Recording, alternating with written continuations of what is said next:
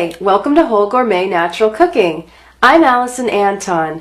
Today we're going to make seared steak with a flavorful red wine reduction sauce. Let's start with our steak. So I have two different kinds of steaks here. Really, you can use any kind of steak you want. I have a ribeye steak, which is going to be a tender steak. It's got a little bit more fat. You can see the marbling in here, which is going to make it a tender steak, as well as that it's from a part of the body that isn't used too much. So that's going to be a tender muscle there. And then on the other hand, I have in the back here is a skirt steak, which is similar to a skirt or a flap steak, something like that, which is a little bit tougher of a cut. And so what I did to tenderize it is I pounded it a little bit. But so you can pound it, you can even marinate the tougher cuts in any kind of marinade, which will help break down the tough fibers. So either one of these will work. I'm going to choose the ribeye steak today. So now for the oil. I usually use either a really nice olive oil, but I'll also use coconut oil a lot of the time. Coconut oil is a saturated fat, but it has some great health benefits, including that it has a higher smoking point than olive oil and other oils. So it's a healthier choice for you to cook with high heating. But I'm going to use olive oil today since it's a more commonly used oil. So what I have here is a little bit of onion powder. You can also use some garlic powder if you want. This is just going to flavor this oil a little bit and flavor the steak. And then of course we have some nice sea salt. So just a sprinkling of that, maybe a quarter to a half a teaspoon or so. And then any kind of herbs that you want to use. I have here Herbes de Provence. This is a blend of lavender, which goes really well with red meats, even lamb, and rosemary, some savory, so I don't know, a tablespoon or so of that, and a little bit of black pepper. Then we'll just take our steak of choice and just dip that into this nice infused olive oil.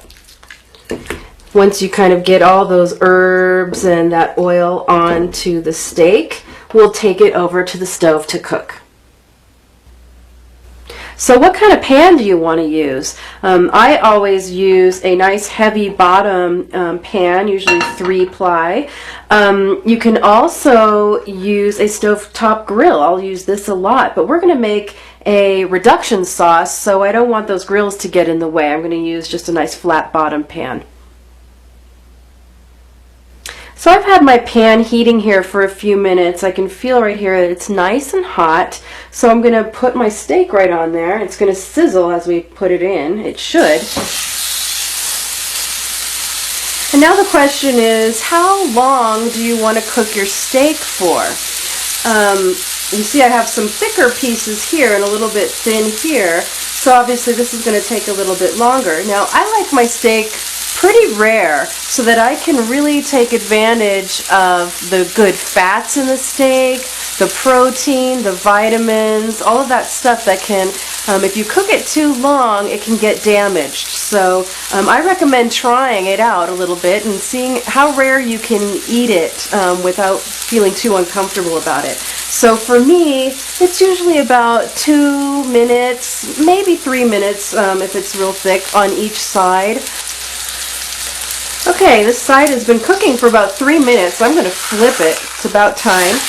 You see it's nice and brown on the outside, and it's going to still be pretty rare on the inside. I'm only going to cook it for maybe 2 more minutes on this side. I don't want to go too long since I like it pretty rare.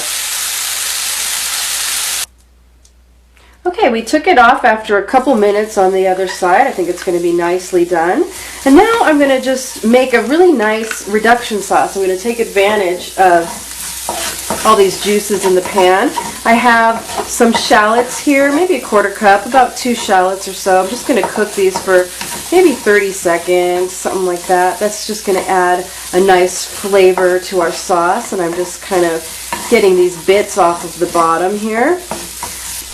So after cooking these for just a little bit, I'm going to add some red wine. It's going to sizzle in the pan. I don't know, maybe a quarter cup, half a cup, something like that. And I'm going to let this reduce in the pan as I'm just again scraping up these bits along the bottom of the pan. This is going to reduce maybe a minute or two, and then we'll come back and we'll finish it up. Okay, our wine has reduced by about a half here. And I just want to mention too, if you feel like you don't want to use wine with cooking, that's fine. You could always use a juice to replace the wine. With steak, you might want to try an apple juice or something sweet like that. So here I'm going to add a little bit of beef stock to this just to flavor it again. And we're going to do the same thing. We're just going to let this now reduce by about a third to a half, and then we'll have a nice sauce to drizzle over our steak.